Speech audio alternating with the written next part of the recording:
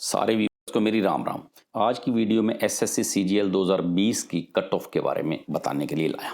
वैसे तो मैंने इस पे एक वीडियो पहले भी बनाई थी, लेकिन आप सबके कमेंट्स और सबके मेरे पास मैसेज आए थे कि इस पे एक डिटेल्ड वीडियो बनाऊं जिसमें पूरा एनालिसिस करके पोस्ट वाइज, कैटेगरी वाइज हर तरह से मैं आपको बताऊं कि कितनी ऑफ कट ऑफ जाएगी।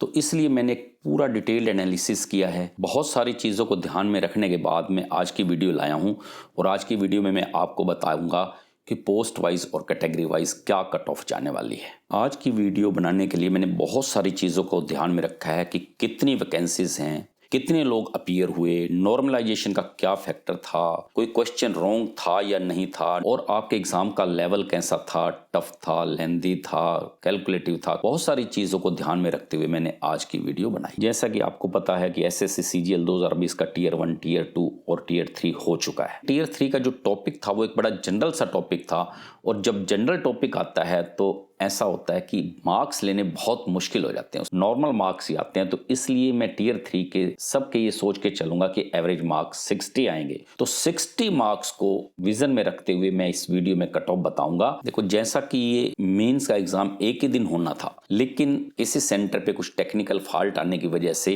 ये 2 दिन में हुआ। दूसरे दिन भी जो पेपर आया कोई लेवल अलग नहीं आया, लगभग दोनों दिन का सेम ही लेवल एग्जाम्स का था। तो इसलिए नॉर्मलाइजेशन का फैक्टर ज्यादा काम नहीं करेगा। और दूसरी चीज, रॉन्ग क्वेश्चन की अगर बात करें तो 29 को तो कोई रॉन्ग क्वेश्चन नहीं था, लेकिन दूसरा जो 30 को पेपर हुआ था उसमें एक क्वेश्चन रॉन्ग पाया गया है।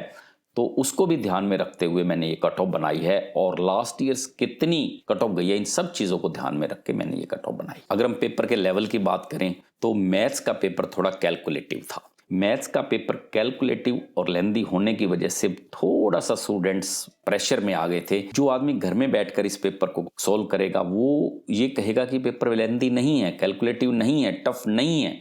बट जब आप एग्जामिनेशन हॉल में होते हैं तो आप पे कई तरह के प्रेशर्स होते हैं। एग्जामिनेशन का प्रेशर होता है, उधर टाइम आपके पास बड़ा लिमिटेड होता है, उधर जो आपके सामने टिक टिक टिक टिक आवाज़ आ रही होती है टाइम की, वो भी आप पे प्रेशर डालती है। तो इन प्रेशर्स की वजह से मैं ये कहूँगा कि थोड़ा सा ये कैलकुलेटिव था पेपर। बट इसका मतलब ये नहीं है कि लोगों को इसमें ज़्यादा मार्क्स नहीं आएंगे। देखो, एक्सेप्शन सब जगह होती हैं। 190 प्लस मार्क्स करने वाले लोग भी होंगे, यहाँ तक कि पूरे 200 लेने वाले भी कुछ स्टूडेंट्स जरूर होंगे। जैसा कि मैं 2014 की बात करूँ, मेरे बड़े बेटे ने 2014 में पेपर दिया था और उस वक्त नॉर्मलाइजेशन भी नहीं होती थी, और उसके 197.5 मार्क्स आए थे। तो ज़्यादा मार्क्स लेने वाले भी स्टूडेंट्स होंगे, लेकिन नॉर्मली इतने ज़्यादा मार्क्स लेने वाले स्टूडेंट नहीं होंगे, क्योंकि मैथमेटिक्स का पेपर थोड़ा सा लेंदी था। अब इंग्लिश के पेपर की बात करें तो उसका भी लेवल नॉर्मल से थोड़ा सा टफ की ओर जा रहा था या मॉडरेट की तरफ जा रहा था। और कट ऑफ को ध्यान में रखने के लिए मैंने 2019 के रिजल्ट के बारे में कुछ नहीं सोचा, क्योंकि उसका तो कोई अभी फाइनल रिजल्ट आया ही नहीं है। आपको जैसा पता है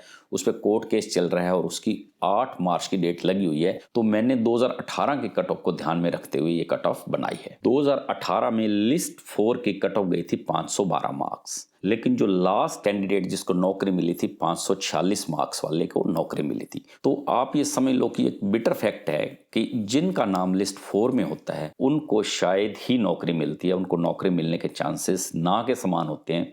इसलिए जिनका नाम लिस्ट 4 में आता है वो अपने अगले पेपर की तैयारी करनी शुरू कर देनी चाहिए। उसे ज़्यादा उम्मीदें नहीं रखनी चाहिए कि उसे नौकरी मिलेगी, लेकिन अगर उसे टेस्ट या सीपीटी या डीवी देने का मौका मिलता है तो उसे ज़रूर देना चाहिए, क्योंकि इन चीज़ों से एक्सपीरियंस मिलता है और अभ्यास से, एक्सपीरियंस से ही इंसान बहुत कुछ सीखता है। देखो, 2018 में 11,000 वैकेंसीज थी, जो 2020 के लिए कम हो गए 7,000 वैकेंसीज रही। अब आप देखिए, 4,000 वैकेंसीज का कम होना कोई छोटी बात नहीं है। 4,000 वैकेंसीज कम है, तो इन कम वैकेंसीज को भी ध्यान में रखते हुए मैंने एक कट ऑफ बनाई है। तो मैं आपको बताऊंगा कि टियर 1 की कट ऑफ कितनी गई है। एसएससी सीजीएल 2020 के टियर 1 की जो कट ऑफ गई है वो यूआर कैटेगरी की 132.37, ईडब्ल्यूएस की 109.2, ओबीसी की 119.2, एससी की 100.9 और एसटी की 93.7 गई है। एसएससी सीजीएल 2020 के मेंस में जो कैंडिडेट अपीयर हुए थे वो 83,400 प्लस कैंडिडेट अपीयर हुए थे, लेकिन पेपर 2 में सारे कैंडिडेट अपीयर नहीं हुए थे, उसमें सिर्फ 82,073 कैंडिडेट अपीयर हुए थे। तो इनकी कम अपीयरेंस के 2 रीजन हो सकते हैं। एक रीजन तो ये कि उनका पहला पेपर बिगड़ गया हो और वो इस दूसरे पेपर में अपीयर ना हुए और दूसरा ये कि दूसरे पेपर में लेट हो गए हो जिससे उनकी एंट्री ना हो पाई हो। लेकिन दूसरे के चांसेस मुझे इसलिए कम लगते हैं क्योंकि वो पहले पेपर के बाद कहीं ज्यादा दूर नहीं जाते, पेपर सेंटर के आसपास ही रहते हैं, समय का ध्यान रखते हैं, तो लेट नहीं होते, समय पे ही पहुंचते हैं। तो मुझे ऐसा लगता है कि उनका पेपर पहला बिगड़ गया होगा, इसलिए दूसरे पेपर में अपीयर नहीं हुए होंगे। लेकिन आपने भी इस चीज़ का ध्यान रखना है कि जब पेपर में जाना है लेट नहीं होना है, क्योंकि अगर आप 1 मिनट भी लेट हैं तो आपकी एंट्री नहीं होगी। अब टियर 3 की बात करें तो उसमें और भी कम बच्चे अपीयर हुए थे, उसमें सिर्फ 71,806 बच्चे अपीयर हुए थे।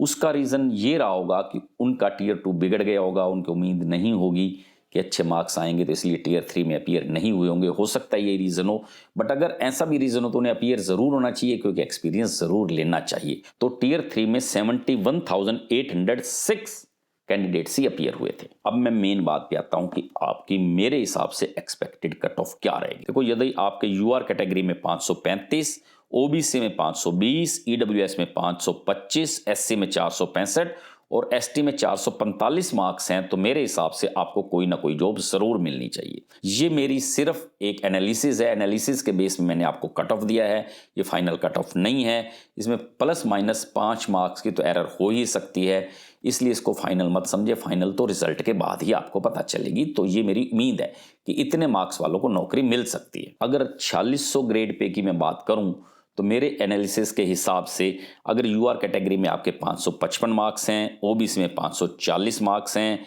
ईडब्ल्यूएस में 545, एससी में 485 और एसटी में 465 मार्क्स हैं, तो मेरे हिसाब से 4600 ग्रेड पे की नौकरी आपको मिलनी चाहिए। देखो, इस एनालिसिस के बेस पे आप कोई मेजर डिसीजन मत लेना क्योंकि ये सिर्फ एनालिसिस हैं, एक्सपेक्टेड कट ऑफ है, फाइनल कट ऑफ नहीं है। और अगर किसी के इससे कम मार्क्स बन रहे हैं तो मेरे हिसाब से उन्हें 2021 की तैयारी में लग जाना चाहिए क्योंकि एसएससी सीजीएल 2021 का एग्जाम सिर पे है और अप्रैल महीने में ही, अब दिन ही कितने बचे हैं, उसकी पूरी जोर शोर से तैयारी में आपको लग जाना चाहिए, ताकि अगर इसमें आपको मनपसंद जॉब नहीं मिलती या आपको कोई जॉब नहीं मिलती तो उसमें आप कोई ना कोई जॉब जरूर लें या अपनी ड्रीम जॉब लें। एक मेरी आप सबसे ये अपील है कि जिसको अपनी ड्रीम पोस्ट मिल चुकी है वो लोग एसएससी सीजीएल 2021 में अपीयर ना हो, या जिसको अपनी ड्रीम पोस्ट मिलने की पूरी उम्मीद है वो भी अपीयर ना हो, या आप उसमें अपीयर हो भी जाते हैं तो डीवी वगैरह में बिल्कुल मत जाएं ताकि कोई सीट खराब ना हो। हाँ, अगर आपको आपकी ड्रीम पोस्ट नहीं मिली या घर से कहीं दूर मिली है और आपको घर के पास आना है तो फिर आपको अपीयर होना चाहिए, अदरवाइज आप बिल्कुल अपीयर ना हो क्योंकि एक एक पोस्ट बहुत मायने रखती है। एक पोस्ट का मतलब होता है एक परिवार, एक पोस्ट एक परिवार को खुशी देता है, एक परिवार को पालता है, इसलिए एक एक पोस्ट की बहुत अहमियत है। देखो, मेरी पिछली वीडियो में भी किसी एक कैंडिडेट का एक मेरे पास कमेंट आया था जो रियली हार्ट टचिंग कमेंट था कि बहुत पॉइंट्स पे उसका नंबर रह गया था और उसको जॉब नहीं मिली थी। तो भाई, अगर आपको आपकी ड्रीम पोस्ट मिल चुकी है तो आप अपीयर ना हो ताकि ऐसा किसी के साथ खिलवाड़ ना हो, जैसे बहुत कम मार्क्स पे कोई रह जाता है, उसकी भी सिलेक्शन हो जाए, उसका भी ड्रीम पूरा हो, उसका परिवार भी खुश हो। मैं इसी रिक्वेस्ट के साथ अपनी इस वीडियो को खत्म करता हूं। Thank you.